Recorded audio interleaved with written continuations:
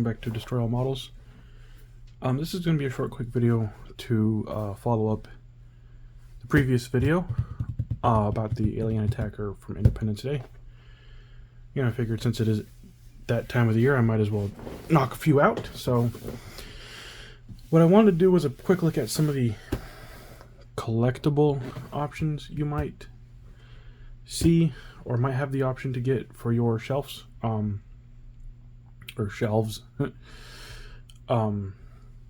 So these are the major three. There's two that aren't pictured here that I know of, that I'm aware of. One of them is from the Los Angeles Attack playset. It is about the size of this guy right here. But it's from the Trendmasters line, same toy line from '96 as this guy.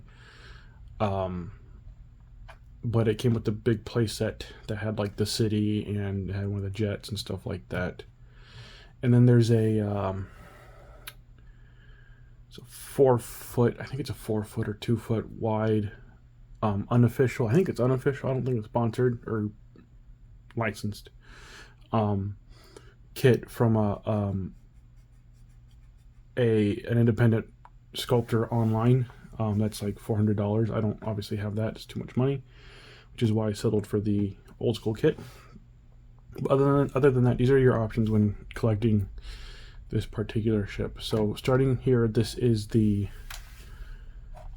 only larger scale attacker from the original toy line. Toy line didn't have that much to it.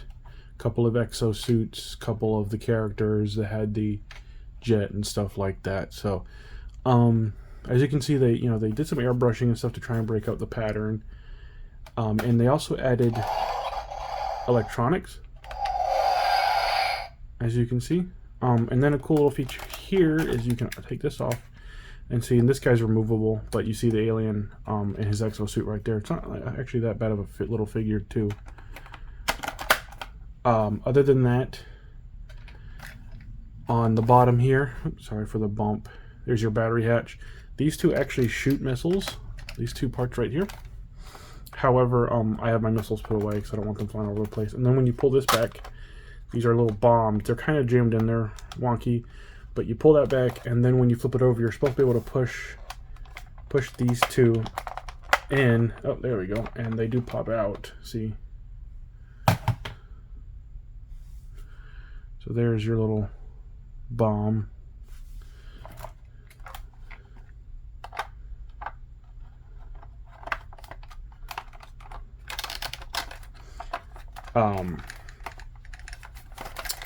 Where's a pain in the butt to put that shit back? There we go. So yeah, that's that. It's not bad. I mean, if you want it, it was the only thing I had for a few years. I bought it in 2013 at the flea market. Still in box. Came with the floppy disk that all toys had back then that saved the world. You know, all the little mini games and crap on it. But it was not a bad little piece. I had it sitting on my movie shelf for a while. A few years later, for the 20th anniversary, this came out. And this was with it was a Blu-ray, I believe, in 2016. And this came with a special collector's edition, so you had this ship, and it actually comes off the base. And I really like this one because you kind of get an idea of some of the stuff that I mentioned in my previous video that this was missing as far as detail goes. So if you look at the front here, these are those two tusks or fangs that are missing from here, as well as just they tried to put some detail in there, nothing extravagant. You can actually see the cannon nozzle and that weird tubing that covers those parts as well.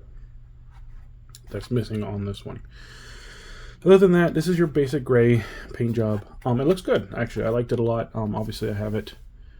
And it looks just like all the background models. In fact, Prop Store, who is my source for this, has 2 more models up for auction as of the filming of this from the movie, and both of them feature completely different paint jobs. One of them is a lighter version of the silver with the green like that one, and one of them is almost like exclusively this sort of light gray paint job. So, you know, however you want to paint yours, you can paint yours. The base of this thing is really cool. It's got like that nice detail. It's supposed to be, I think it's supposed to be like the underside of the City Destroyer flying saucer ships, and then it's got the title of the movie right there, and it's made out of plastic. So 2016 Fox. And you can see it's got these weird prongs, and you just slot it in the base there, and it gives it a nice little dynamic pose. So yeah, and then obviously we went over this. I'm not gonna beat a dead horse, but this was the not Trendmasters, Lindbergh plastic model kit from the 1996 movie, same year as this, that you could get and paint yourself, and it's probably, besides this one and then that studio scale one that I mentioned, which is expensive, besides this one, this is probably your best option for a decent look if you're willing to put the work into paint, or if you want to pay somebody. I mean, there's people who can do it for you. But this will look great on the shelf. So that's about it. You know, I wish there was more to talk about as far as that movie goes, because there were the City Destroyer ships, which were giant, you know, flying saucers. Kind of nondescript, but still iconic enough, in my opinion, that you would know if you had the right base built around it, like a little cityscape underneath it or something. And then there's the mothership itself, which was like almost like a half circle look to it, but about more, I guess like a half an egg shape with a bottom superstructure that kind of hung underneath it. But they never really did anything with that as far as collectibles go. So this is all pretty much all we got. Thanks for tuning in for this little addendum to the previous video, and we'll see you next time.